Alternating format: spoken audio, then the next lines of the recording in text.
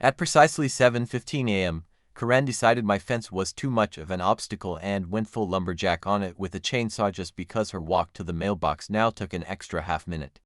So, I did what any reasonable person would do. I bought her whole lot and turned it into a public dog park. But let's rewind, because that chainsaw incident. That was just the opening act in what turned out to be the wildest HOA revenge story you'll ever hear. Picture this: I'm sipping my morning coffee in the kitchen when I hear the unmistakable buzz of power tools way too close for comfort. I glance outside and there she is, our esteemed HOA president, decked out in designer yoga gear and safety goggles, going full psycho mode on my 6-foot cedar fence like she's gunning for gold in the neighborhood nutcase games. Her reason: this shortcut saves me time, and I've got important HOA matters to handle. Important HOA matters.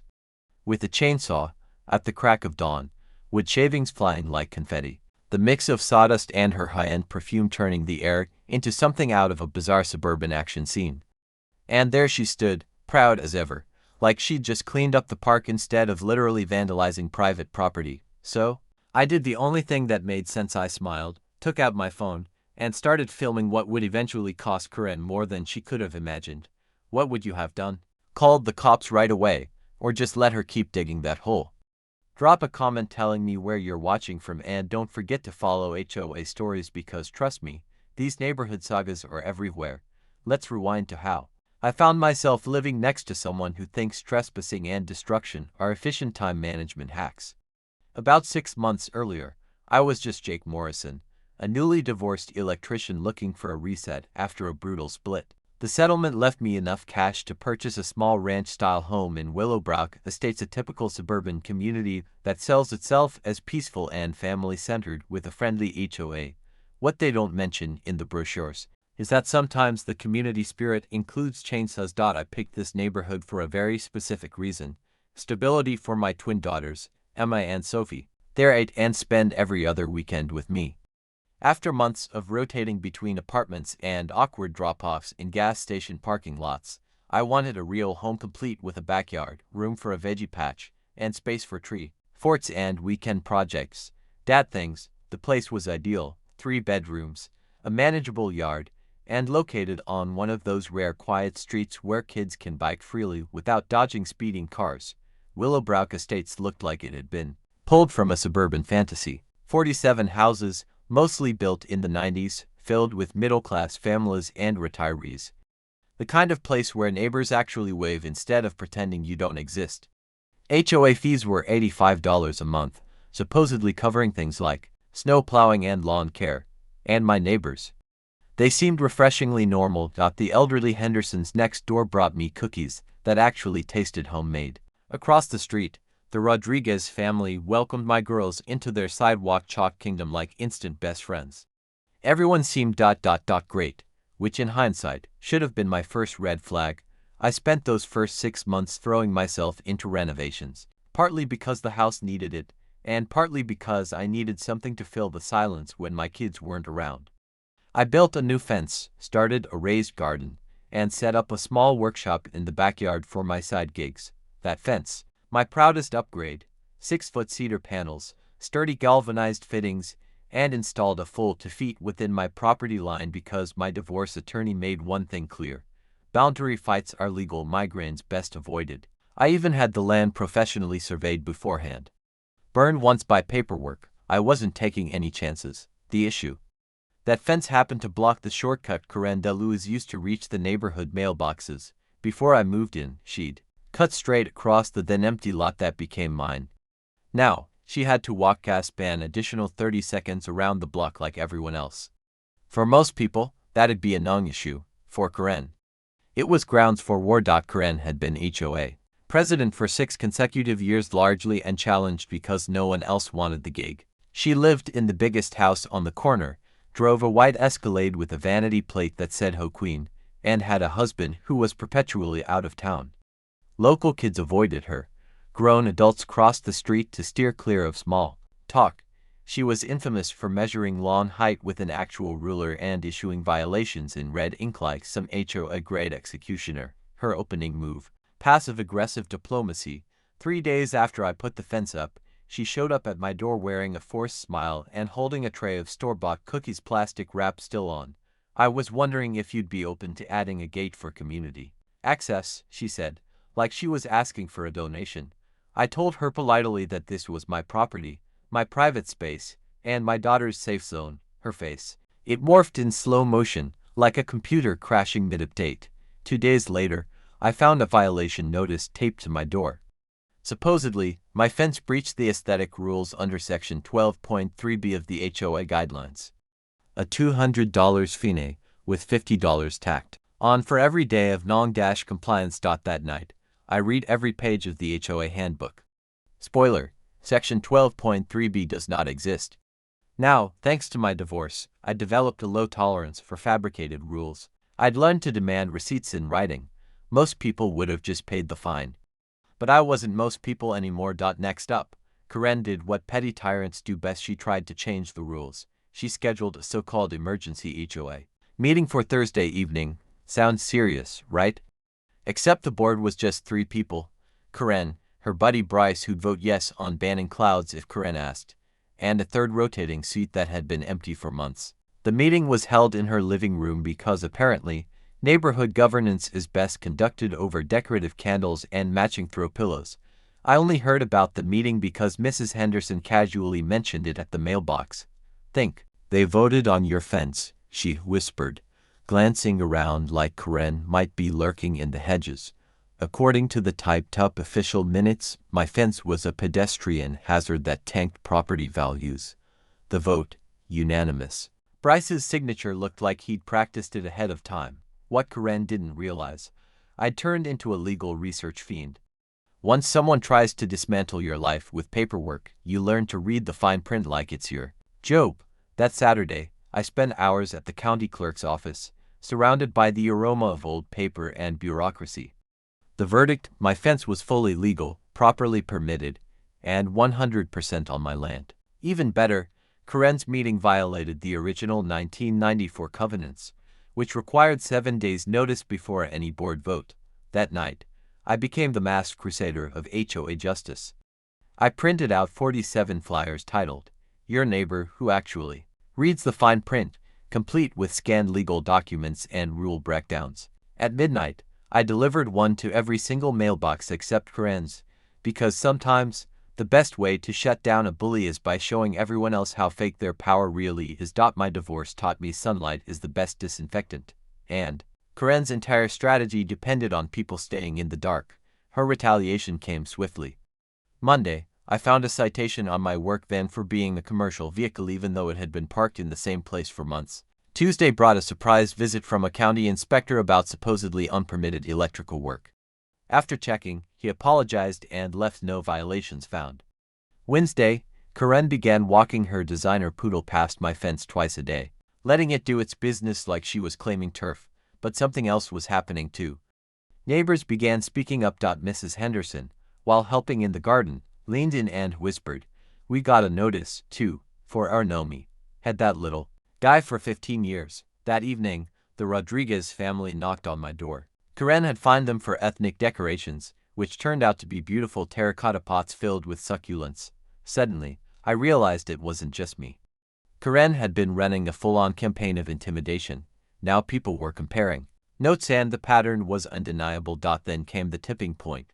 One Saturday, around 6 p.m., I was building a bookshelf for my daughters. Nothing too noisy, but Karen called the police, claiming I was causing industrial noise. Officer Martinez showed up, measured decibel levels, and found everything perfectly legal. Before he left, he pulled me aside. "We get complaints about this address every month. Always a different reason, never any violations. Figured you should know." That's when it all clicked.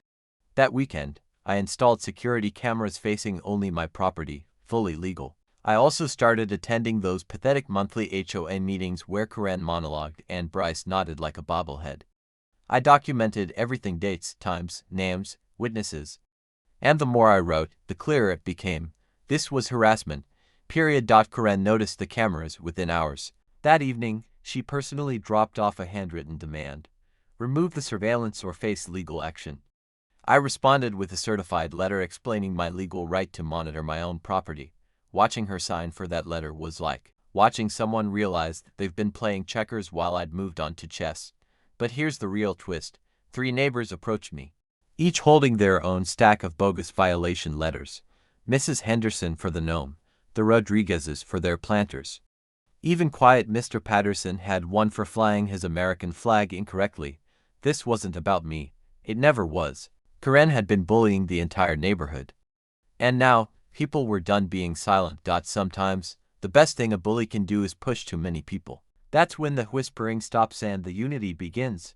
Exactly 1 week after I put up the cameras, Karen made her boldest move yet. Tuesday, 7:15 a.m. I was buttoning my work shirt when I heard the roar of a chainsaw way to close. I assumed it was road work, but when I looked out my window, there she was, Karen de Lewis, decked out in yoga gear like she was heading to Pilates, tearing through my cedar fence like she was auditioning for a chainsaw horror film. I hit record and captured her slicing a perfect 4-foot chunk out of my fence, scattering wood across my garden like hellish confetti. The scent of sawdust clashed with her designer perfume, turning my yard into a surreal war zone. She even used my own fence posts to build her little shortcut, all to avoid walking a few extra steps. When I stepped outside in my work clothes, she looked up at me with a smug, self-satisfied expression. The kind of look people wear when they think they've just reinvented the wheel. She had no idea what was coming next. "I'm clearing this path for the safety of the neighborhood," she declared. Flecks of sawdust stuck to her designer $100 gym shirt. "You can have the HOA cover any repairs." I kept my voice calm and the camera rolling. "Ma'am, you're using power tools to damage my private property." Her reply dripped with peak Karen-level arrogance. "I'm enhancing public infrastructure. It benefits everyone." While still filming, I dialed the police. Officer Martinez showed up in under 20 minutes, wearing the weary expression of a man who'd rather be chasing real criminals. By then, Karen had completely switched personas from a power tool-wielding vandal to a teary-eyed suburban mom, dealing with an unstable neighbor. She told the officer I had harassed and threatened her while she was doing essential maintenance. But my video painted a very different picture. Enter Marcus Delroy. He pulled up in a sleek German luxury car, wearing a suit that probably cost more than most people's monthly mortgage. Suddenly, this wasn't a neighborhood spat anymore, it was a full-blown legal maneuver. Turns out Marcus was a senior partner at Delacroix and Associates, a law firm with municipal contracts scattered across the county. And in no time, Karen went from chainsaw vigilante to confused volunteer being bullied by a hostile resident. Officer Martinez pulled me aside and said something that shifted everything. "Press charges now. If you don't, this will spiral until someone seriously gets hurt." People like her only stop when the law intervenes. That very afternoon, I filed charges for property destruction. But I also started tracing the financial ties behind the scenes. What I found made Karen's fence obsession look trivial. Delacroix and Associates had over $200,000 in yearly contracts with the county's snow removal, landscaping, legal representation. Coincidentally, those were the same services our HOA claimed to secure through competitive bidding.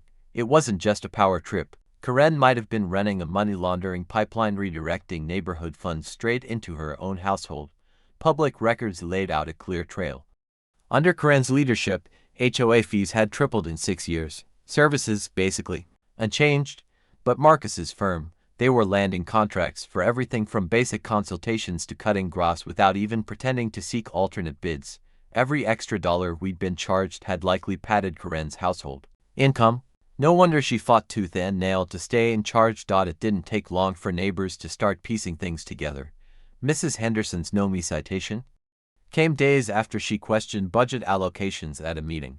The Rodriguez family got slapped with solar panel violations right after asking for an audit.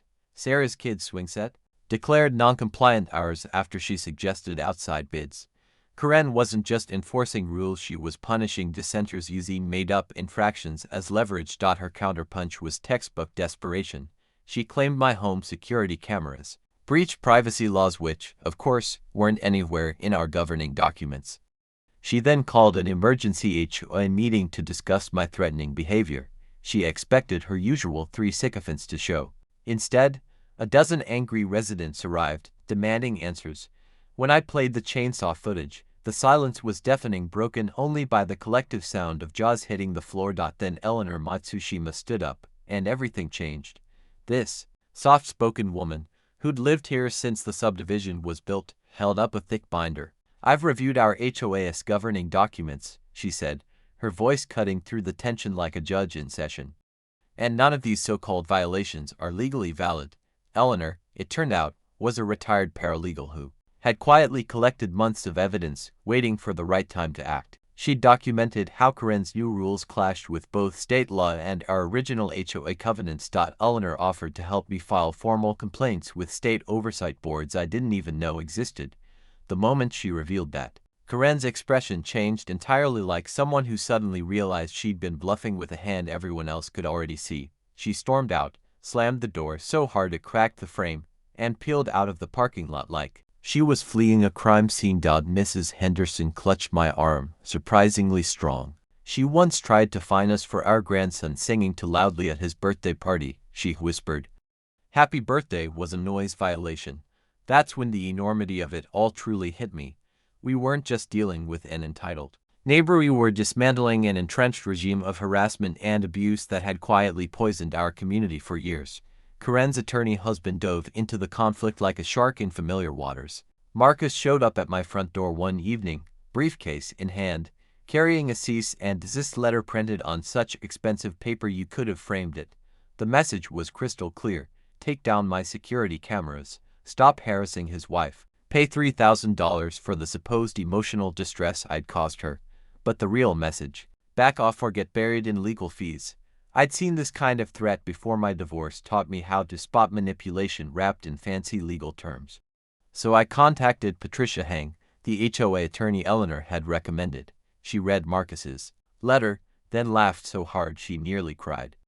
"This is the most flagrant abuse of power I've seen in 15 years, she said. "And trust me, I've seen some wild ones." Apparently, Marcus had violated several legal ethics representing the HOA while also personally profiting from it. A conflict of interest so blatant it could cost him his license. Patricia ordered a full title search on every property in Willowbrook. I expected it to be a paperwork slog, but 3 days later, she called with news that nearly made me drop my coffee. Corinne's corner lot, it was officially designated as community green space. According to developer records from 1994, her $600,000 house sat on land legally shared by every resident. The pool house, expanded driveway, even her ornamental garden, technically ours. She'd been acting like a queen on land she didn't even own. As Patricia uncovered this legal bombshell, Eleanor organized a town hall-style meeting at the local library, coordinating with the kind of surgical precision only a retired paralegal could manage. 20-3 households showed up, more engagement than Corinne had seen in her 6-year reign. I laid out our timeline. Eleanor brought the legal receipts. As the truth sank in, you could see the light bulbs flicker on across the room. We voted to demand Corinne's resignation and a full financial audit. The decision was unanimous. The room exhaled like it had been holding its breath for years. Corinne responded with nuclear tactics. She filed police reports accusing Eleanor and me of orchestrating a criminal conspiracy. She submitted heavily edited footage to make me look like a raving lunatic, cutting out the part where she destroyed my fence. She requested restraining orders to keep me from future HOA meetings, attempting to use the courts to silence oversight. But desperate people get sloppy. The Hendersons revealed she'd offered them $500 to write false statements backing her harassment claims. Sarah said Corinne promised to forgive the swing set violation if she lied about me being aggressive. The pattern was clear. Corinne was fabricating evidence, bribing witnesses, and veering into felony territory. Then she crossed the line no one forgives. She approached my daughters Emma and Sophie at school, near the playground. She offered them candy and started asking if Daddy ever scared them at home. Other parents saw it and reported her instantly. The school principal banned her from the property that same day.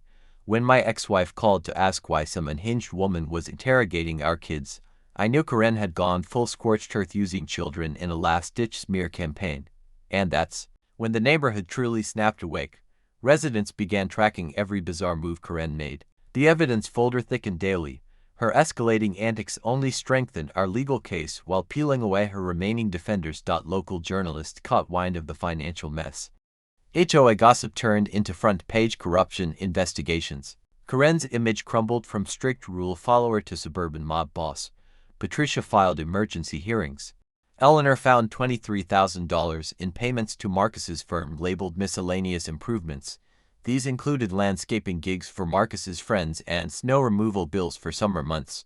Karen's presidency didn't look like civic duty anymore. It looked like racketeering with topiary. But the most poetic twist, Karen was paving her own downfall. Her erratic behavior started to scare even her loyal allies. Bryce, the ever-loyal yes-man, finally started questioning her. And when your biggest supporter hesitates, you've clearly gone too far. It wasn't a matter of if she'd crash anymore. It was whether she'd drag the whole neighborhood down with her. Then, one Tuesday morning at 8:47 a.m., I got a call that turned everything upside down.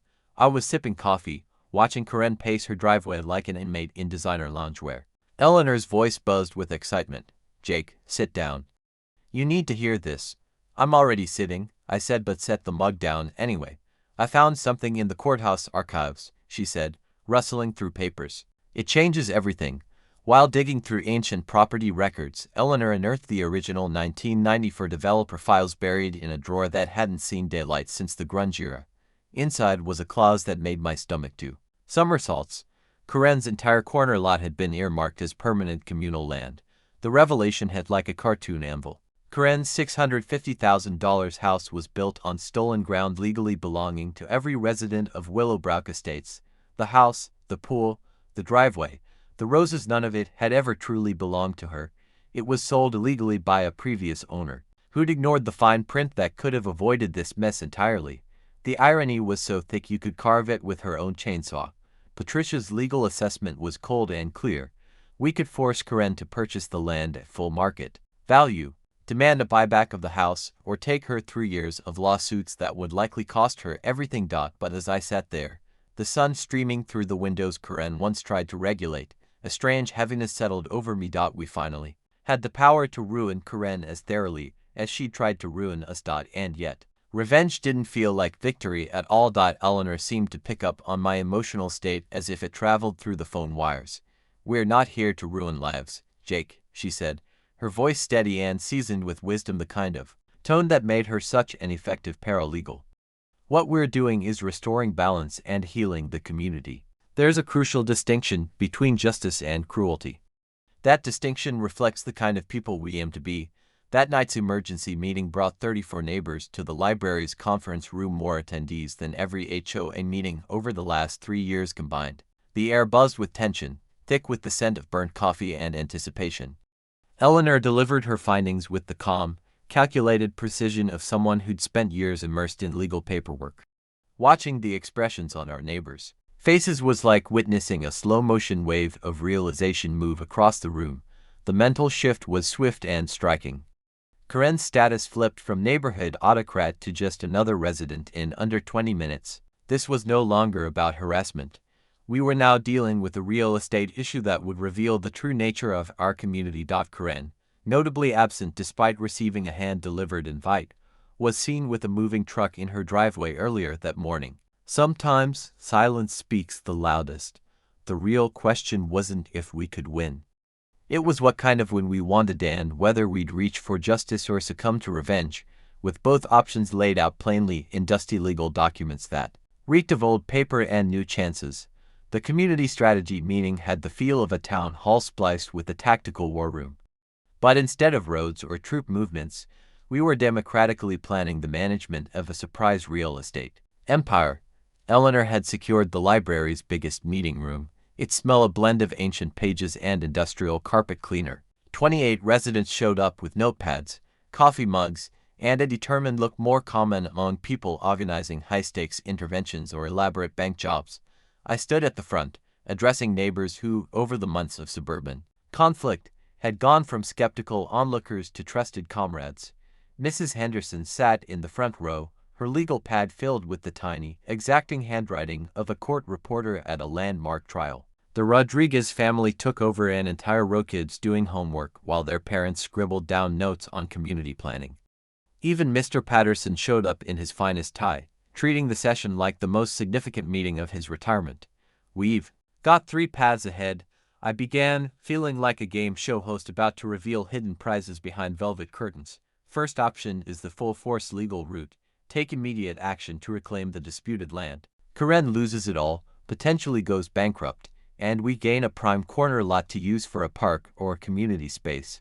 Downside: we'll face years of costly court battles, media scrutiny, and a reputation as the neighborhood that ruins people just because it can. The silence was absolute. Even the fluorescent lights overhead seemed to hum louder, like anxious insects. Sarah hesitantly raised her hand. What about her son? He's still a teenager. The mood shifted.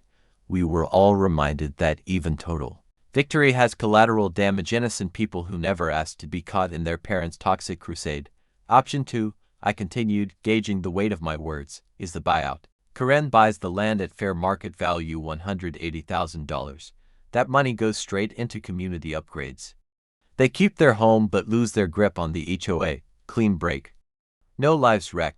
Everyone walks away with dignity and closure. From her post near the windows, Eleanor gave a small, approving nod. The afternoon sun gleamed off her silver hair, making her look like some suburban oracle, bestowing insight to weary homeowners. She'd been championing this route from the beginning, reminding us that true justice comes not from punishment but from restoration. Sometimes the difference between just winning and genuinely solving a problem lies in choosing the solution that lets you sleep at night. Third option, I said, is a middle ground. We accept a reduced payment of $90,000, along with an immediate resignation and a public apology. We get improvement funds, she keeps her home with less financial strain, and we find out whether reconciliation can exist after a serious breach. Voting took 20 quiet minutes. People marked index cards like they were selecting a new pope. Whispers, glances, tension. When Eleanor read the votes aloud, the result was unmistakable. 18 for the buyout, 7 chose compromise. Only 3 wanted to go nuclear. The message was undeniable. This neighborhood wanted justice with a side of mercy, not revenge served ice cold. Patricia's legal plan was elegant in its simplicity: file a quiet title action to assert community ownership while also offering a voluntary settlement. It imposed a 30-day deadline without swinging a hammer. Karen had time to make rational decisions, and our legal footing remained solid. All expenses would come from the settlement itself, meaning no financial burden for individual homeowners. My own divorce experience taught me to admire attorneys who thought strategically, like chess masters, not ones who just barked louder for billable hours. The budget session that followed was like Christmas for anyone who'd ever wondered where their HOA dues disappeared. Eleanor's crystal-clear spreadsheet for the incoming $180,000 had people grinning like kids finding presents under the tree. Top priority: $12,000 for a professional HOA management firm and end to amateur leadership once and for all. Next, $35,000 for inclusive playground equipment, swings, slides, and shared laughter. Then $15,000 toward a community garden, raised beds, irrigation, and fresh produce for the food bank. The rest would sit in a reserve fund, earning interest and shielding us from surprise costs. For the first time in years, people were excited, not anxious about HOA finances. Turns out, transparency builds trust, turning wary neighbors into active citizens. In the evenings, I patched the chainsaw scars on my fence with sturdy, weatherproof boards. I even added a decorative gate for my daughters to access the future garden.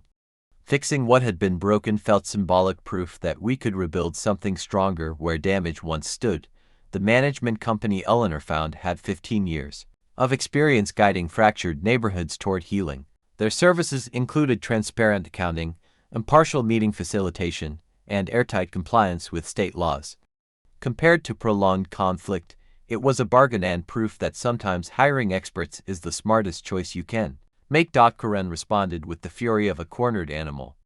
Marcus served lawsuits to 15 residents at once, accusing us of running a criminal extortion ring and demanding $500,000 in damages plus restraining orders that would essentially ban us from existing near each other. It was ruthless. The aim was to financially devastate every family before our case even reached trial. If you can't win on the facts, you drown your opponents in legal fees until they give up. The media circus hit fast. Karen gave an interview on Channel 7 playing the part of a victimized homeowner. Her cardigan likely cost more than my car payment. The footage painted her as a martyr harassed by unhinged locals. The perfume might have masked her desperation, but the fear underneath was plain to see. It felt surreal, Like living in a world where chainsaws were considered gardening tools and wrecking property counted as public service. But desperation drives people to cross lines they normally wouldn't even approach. A private investigator showed up at my job, warning my boss that I was mentally unstable. Anonymous reports flooded the state board, questioning the legitimacy of my electrical work despite every inspection and permit being airtight. Worst of all, Karen began whispering poison into my daughter's school community, hinting that I was unstable and unfit to parent.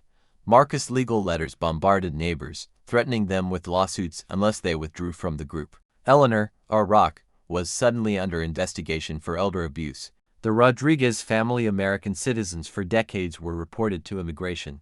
Karen's campaign against the innocent revealed just how far she'd fallen. Marcus even froze our HOA bank accounts, citing financial mismanagement, which left us without snow removal as winter hit like a cosmic joke. Legal bills ballooned to $15,000 a month. Her plan was working: exhaust us financially, break our spirits. But then Karen went too far. She approached my daughters at school. Emma and Sophie were near the playground when Karen ambushed them, asking strange, personal questions about me. Other parents stepped in immediately. Their shocked voices still ring in my memory. Later, the school principal called Karen was banned from school grounds. My hand shook as I held the phone. That evening, my ex-wife called. Some lunatic came up to me at the store asking about your mental health and parenting, she said, anger edging every word. Jake, this woman is dangerous. What the hell is going on over there? Hearing fear from someone who once left me was more chilling than any court filing, but Karen's overreach was backfiring. Her surveillance operation was hemorrhaging money. Without producing any real results, Marcus' own partners began questioning his ethics, concerned the lawsuits might cost them municipal contracts. Sometimes, the best strategy is to let your opponent destroy themselves while you stay clear of the blast zone. Officer Martinez began checking in regularly, not because of Karen's complaints, but because her actions were becoming criminal. During one visit, he said something that made my stomach drop: 17 complaints in 30 days. All from the same address. Someone's trying to weaponize us. That's not a normal neighbor dispute anymore. We responded by documenting everything. Eleanor and Patricia compiled a dossier that looked like evidence for a war crimes tribunal. Patricia filed motions for sanctions and demanded fast-tracked hearings, but the mental toll was brutal. I lay awake doing legal math while trying to shield my kids. Eleanor's health declined. Some neighbors considered surrendering, knowing it would only invite more terror for future victims. Then came the twist. While we were carefully building our case, Karen was burning every bridge. Even Bryce, her loyal yes man, publicly called out her behavior. When your most faithful ally jumps ship, you know it's sinking. That Tuesday morning knock felt different, more official, more grave. Agent Sarah Morgan from the FBI Civil Rights Division stood at my door in a navy suit, credentials in hand, face hard with experience. Mr. Morrison, we understand you've been documenting targeted harassment against Hispanic families in your neighborhood, she said. And just like that, I realized Karen's hatred had escalated into something federally criminal. The interview lasted 3 hours. Agent Morgan methodically examined Eleanor's evidence while the scent of government-issued coffee filled my kitchen like a warning.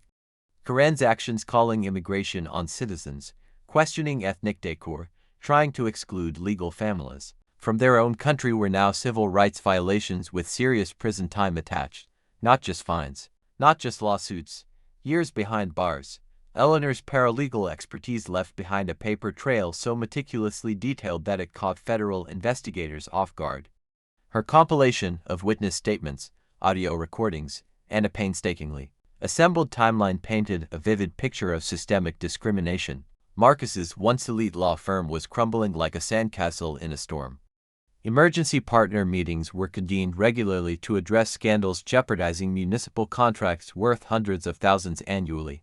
Meanwhile, the firm's malpractice insurer began reassessing whether it would even cover the flood of dubious lawsuits Marcus had instigated. A standard state bar inquiry quickly escalated into an active prosecution, and Marcus soon found himself staring down an ultimatum from his own colleagues: clean up the neighborhood disaster immediately or be ousted from the partnership. With disbandment a very real possibility, ending his legal career for good. But the school district incident revealed a far darker turn in Karen's behavior. Principal Williams turned over security footage showing Karen approaching multiple children on the playground, offering pricey toys and asking inappropriate questions about their parents' private lives. The video didn't just show her engaging with my daughters, it revealed a disturbing pattern, targeting kids from families who had dared oppose her HOA rule. School district attorneys began drafting criminal referrals for attempted manipulation of minors. Karen was on the verge of being permanently banned from school properties in 3 counties. What started as petty surveillance had morphed into a bizarre suburban espionage campaign, like something out of a second-rate spy thriller. Private investigators, funded by Karen, were tailing neighbors to work, snapping photos of license plates in grocery store parking lots, and digging into the personal histories of anyone who questioned her power. The Hendersons were ambushed in their doctor's waiting room by investigators probing into their medical conditions and finances. Karen seemed to be burning through thousands every week, leading us to believe she either had bottomless pockets or had fully snapped under the weight of her obsession. But the final blow came courtesy of a surprise county inspection. Inspectors uncovered $75,000 worth of illegal home additions that violated nearly every safety regulation on the books. Fire hazard wiring, unhygienic plumbing changes, and major structural alterations rendered the house borderline unlivable. Karen was slapped with $25,000 in immediate fines and faced an enormous bill to either bring everything up to code or demolish the unlawful construction entirely. The irony was brutal. The same woman who harassed neighbors over imagined infractions was living in a code-violating disaster. That weekend, when I had custody of my daughters, Karen made one last desperate attempt. At Riverside Park, she approached Emma and Sophie, offering them expensive toys and asking disturbing questions like whether their dad ever talked about harming neighbors or had scary people over. Hearing my 8-year-olds describe this made my hands tremble so badly I could barely keep hold of my phone. Several parents witnessed the interaction. One father physically positioned himself between Karen and my kids while another streamed the confrontation live on social media. Our neighborhood began resembling a community in witness protection.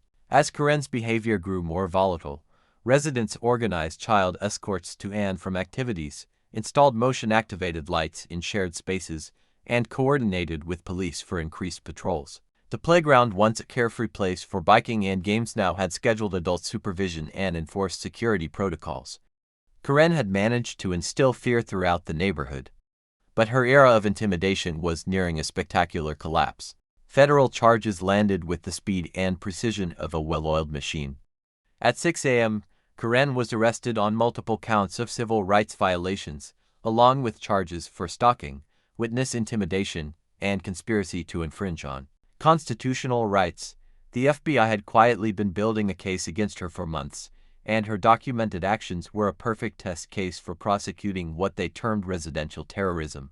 Agent Morgan explained that Marcus wouldn't be charged so long as he cooperated fully. If not, federal charges could be waiting for him as well. The property case went unchallenged with Karen in custody. The neighborhood was awarded full title to the land beneath her house and granted an immediate $180,000 damages judgment. But watching Karen being led out in cuffs by FBI agents while neighbors stood silently on their porches wasn't satisfying, it was heartbreaking. Her teenage son sat crying in the car as his father tried to explain how her thirst for control had shattered their lives. Agent Morgan's final words echoed in my mind. We've seen this before. People in minor leadership roles become so obsessed with their authority that they commit escalating crimes. Your neighbor couldn't admit she was wrong, so she burned everything down instead.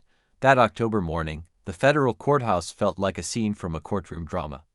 Reporters with coffee cups lined the steps. News vans circled the block. Over 30 residents from Willowbrook filled the courtroom gallery, united after months of tension, waiting to see if true justice would prevail. The sterile scent of disinfectant mixed with nervous anticipation as we braced for a verdict: real justice or just a performance for the cameras. Karen entered the courtroom in an orange jumpsuit that made her look like a deflated caricature of the designer-dressed dictator who had chainsawed through my fence just 6 months earlier. Her transformation was so extreme, some neighbors didn't recognize her until she took a seat. Marcus sat in the front row next to their son, a portrait of consequence that made even her harshest critics uneasy. Agent Morgan presented the federal case with the calm authority of someone who'd spent a career prosecuting harassment. Evidence covered every surface: printed emails, audio recordings, surveillance photos, and bank records all showing 18 months of escalating civil rights abuses in high definition. But then came the moment that silenced the room. Karen's surveillance campaign had cost over $90,000 in just 4 months, and all of it had come from illegally diverted HOA funds, money that belonged to every resident. The government called for 2 to 3 years in federal prison, plus full restitution. Then Karen's attorney stunned us all. The psychiatric evaluation revealed she was battling a diagnosed bipolar disorder, worsened by a dependency on anxiety medications prescriptions she'd obtained from multiple doctors without disclosing her full medical history. Her descent hadn't been pure power lust, it was mental illness amplified by chemical dependency, transforming a control freak into a public threat. When the judge opened the floor for victim statements, I approached the stand with my daughters. Drawings in hand. Karen wishes that Karen would get better, because somehow 8-year-olds understand forgiveness better than most adults. Your Honor, I said, I once thought this was about fences and bylaws. I felt the weight of 30 families' experiences. But today, I realized this was about what happens when fear and mental illness collide with unchecked power. It's about choosing healing over vengeance, even when revenge feels justified. I spoke of the fear, the financial strain, and the targeted intimidation that poisoned our street. But I also spoke about what we discovered, that when everyday people unite for something greater than themselves, they can build real solidarity. Reporters scribbled notes as I described the community we'd forged through hardship, but it was Eleanor's statement that stole the show. Calm and collected, she approached the stand with a bulging folder in hand. Your Honor, she began, Mrs. Delacroix didn't just violate civil rights and misuse funds. She betrayed the core responsibility of leadership to serve, not terrorize, your community. Then she opened the folder and dropped a bombshell. Our investigation found that 14 of the 16 households Karen targeted had questioned HOA finances in the past 3 years. This wasn't random conflict, it was calculated retaliation, designed to silence oversight and protect a financial funnel into her family's business. Gasps filled the room. Karen hadn't just snapped, she had orchestrated a campaign of intimidation to cover up corruption. Judge Harrison's sentencing acknowledged both the magnitude of her crimes and our community's remarkable grace. 18 months of supervised release with mandatory treatment, repayment of $127,000 in stolen funds, $50,000 set aside for community programs, and permanent removal from our neighborhood. That the victims asked for rehabilitation instead of retribution speaks volumes about this community's character, the judge said. And I felt proud, genuinely proud of what we had built. The property resolution was swift and thorough. We were granted full title to Karen's land and fair compensation. The Delacroix family relocated this time for healing, not just a change of scenery. But the moment that stays with me came as we left the courthouse. A reporter asked, "What did you learn from standing up to Karen?" I looked back at the courthouse, then at the neighbors beside me, once frightened, now fearless. I learned that the best way to beat a bully isn't by becoming one, I said. It's by building something strong and kind enough that bullying loses its power. That quote landed on 3 national broadcasts. But more importantly, it summed up what we'd really accomplished. We proved that everyday people can rise to extraordinary challenges not by fighting harder, but by standing together. 6 months after the verdict, Willowbrook Estates appeared on the cover of Community Living magazine, named Neighborhood of the Year. There were glossy photos of kids playing on new accessible playground equipment, and a feature story about the HOA that chose compassion over vengeance. Property values surged 15% not because Karen left, but because we showed the world what a unified community could do. Every morning, when I sip coffee and gaze at the community garden where Karen's house once cast its long shadow, I'm still amazed. Our $230,000 community fund became a blessing. New play structures that make parents smile, garden beds that produce fresh food for our local pantry, and a savings cushion so we're never caught off guard again. My daughters have healed in ways that make my heart swell. Emma no longer startles when strangers walk past. Sophie doesn't wake up crying about the loud lady anymore. Family therapy taught us that fear can be transformed into strength when dealt with in love and honesty. Their favorite place, now, the garden. They learned that with enough care and patience, something beautiful can grow from even the worst circumstances. Eleanor has fully embraced her second act. She now helps other communities navigate conflict without the legal chaos we endured. Conflict is democracy waiting for a voice, she tells them. And she's right. Most disputes aren't about fences, they're about people needing to be heard. Fence Day became our neighborhood's favorite tradition, not to mark Karen's defeat, but to celebrate our rediscovered strength. This year's block party overflowed with laughter, conversations, and teens who preferred our neighborhood to the mall. Mrs. Henderson's grandson, now 10, declared himself the community's official historian and interviewed residents about the time we all learned how to be neighbors. Karen's progress reports now arrive via Marcus and they bring genuine hope. She's thriving in Colorado, working for a nonprofit tackling housing discrimination and advocating for mental health in civic leadership. She sends her thanks, Marcus wrote in his last update. She knows she could have lost everything. Your compassion gave us the chance to truly heal. Karen's former home is now our community center, painted, peaceful, and full of new beginnings. I lead monthly workshops on property rights and civic engagement, teaching others how to prevent the kind of chaos we survived. My favorite moment, when new residents realize they've moved into a place that actually cares.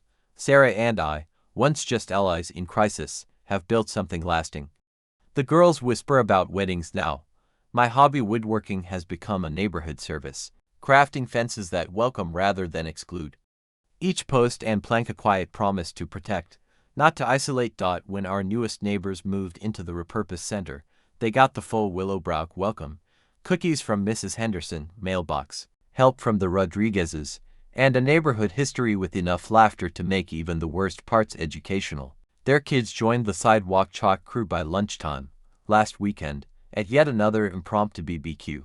I watched everyone gather and realized we'd learned something more powerful than how to fight bullies. We'd learned how to make bullying irrelevant by building something better. The fence that started it all now marks the edge of a neighborhood where problems are solved together, not suffered alone. Got your own HOA nightmare? Share it in the comments. Let others know they're not alone.